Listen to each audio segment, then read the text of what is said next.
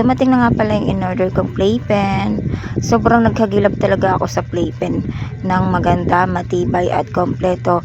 Nagbasa muna ako ng mga reviews bago ako nag-order. Kasi nga mga mami, hindi basta-basta yung presyo nito, kaya kailangan muna nating magsigurado mga mami. And then nagtanong muna ako sa pinsan ko at hiningi ko yung link niya kasi nga nakita ko yung playpen nila na parang ang tagal-tagal na pero ang ganda-ganda pa rin tingnan.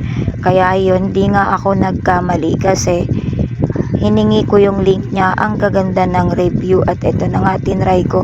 Sobrang bilis lang din ng deliver. Parang isang araw ko lang to dineliver, 2 days lang andito na. At ito nga guys, hinalungkat na namin ng anak ko. Ayan, ang in-order ko palang size guys, size 120 by na 180 kasi nga yung gusto ko na rin na pwede na naming tulugan ng baby ko para kahit tulog ako o safe pa rin yung baby ko. Sa una pa lang guys, parang ang hirap i-assemble kasi nga syempre ang gulo, hindi mo alam kung ano yung uunahin mo.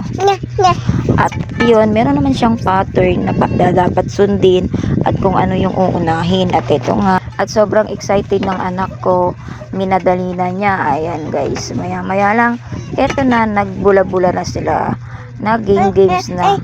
Mukhang excited pa yung mga ate. Isa sa baby ko, ayan nga, pati yung baby ko sobrang excited na rin. Ayun, mapapakampante na ako kahit iwanan ko siya. Pwede na akong magtrabaho ng mga gawaing bahay. Alam nyo na mga mami, marami tayong gawaing bahay. Ayan, kaya mga mami, kung gusto nyo mag-order, click nyo na agad yung link dyan at check out na kayo. Available to sa mga malalaking size, yes. Pinakamaliit 120. Ito nga yung in-order ko.